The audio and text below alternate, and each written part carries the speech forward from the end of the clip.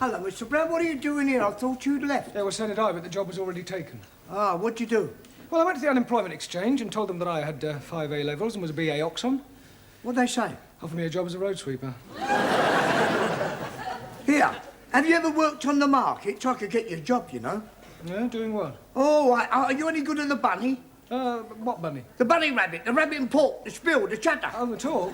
Yeah. Oh, well, what would I have to rabbit about? Oh, well, look, hold that and I'll give you a rough idea. Now, you've got a stall in the market, you see, and you've got the people around you. And you say, now, come here, I'll tell you what I'm prepared to do. I've got 3 little lots here, the gold ingot and the chain worth £20. The gold bracelet worth £15. The gold earrings, don't they look nice? Don't they look nice? If you went into any jewellery shop in Oxford Street, it cost you £40. I'm not asking you 40, 30, or even 20. A tenner would be a bargain. One price only. Speak up, chap. Third come, first served. A five in the lot. I'll take it. No, I'm only demonstrating. Oh, so... What do you say? No, I don't think it's quite me, somehow. You'd have to go back on the dole then, won't you? Well, I could ask Miss Courtney for my old job back. Do you think she'd give it to you? Oh, I'm sure she will, if I crawl enough. Enter. Hello, Miss Courtney. Mr. Brown, this is a surprise.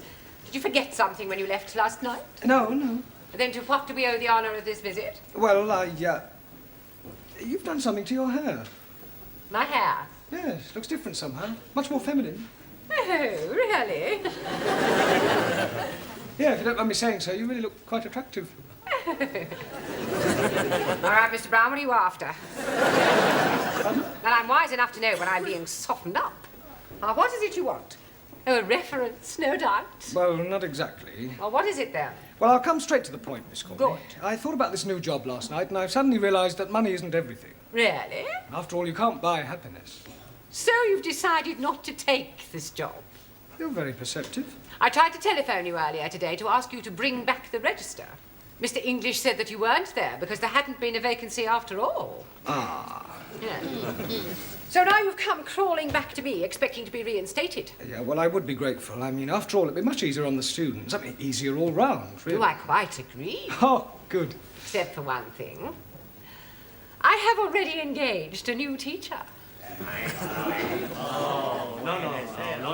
I'm wondering what new teacher will be like. He won't be as nice as Monsieur Brown. Maybe we have lady teacher.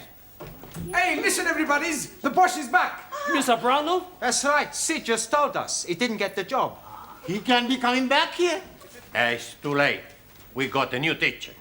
If new teacher leaves, Professori can come back. How can you teacher leave? We fix it. We all act as stupid. New teacher thinks, I not teach these people. I leave. That's a good idea, amigo. We all give stupid answers. For you, that is easy. Sit down, everybody. Hurry up, sit down. This is your new teacher, Mr. Wilkins. And Mr. Wilkins is your students. Alinadim, Anna Schmidt, Juan Cervantes, Chung Su Lee, Ranjak Singh, Giovanni Capello, Daniel Favre, Maximilian Papandreou, Jamila Sin Ranja, and Taro Nagazumi. You'll soon get to know them. Any problem, I shall be in my office. Right. I do hope we're all going to get on together extremely well. Now, you. Can you tell me how far you're up to? Por favor.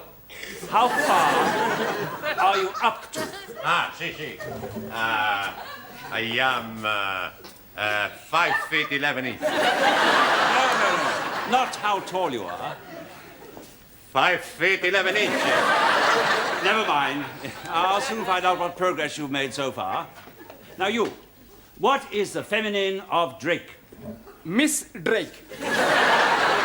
Really? You. Spell cough. Koff. What is an apostrophe? According to the New Testament, there are 12 apostrophes. Peter, Andrew, James, the son of Zebedee, John, Philip, Bartholomew, Thomas, Matthew, James, the son of Alphaeus, Thaddeus, Simon, and Judas. You. Give me a sentence using the word defer. Minks are bred for defer.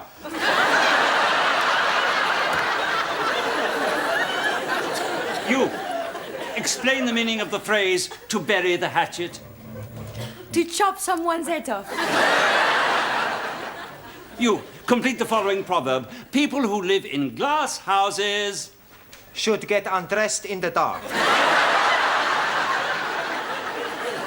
Explain what is meant by a circular letter. Most certainly. A circular letter is the letter O. You... Also, What is an aspirate? it is a tablet. You take when you have cold. You, could you please tell me, what is the opposite of a coward? A bullard. Well, I am appalled at your lack of knowledge of the English language. In all my years as a teacher, I have never come across a class as ignorant as you are. Well, no wonder your former teacher left. It's enough to make any ordinary man leave. However, I am no ordinary man. I shall look upon this task as a personal challenge. I'm going to teach you all English if it takes me a lifetime. Now.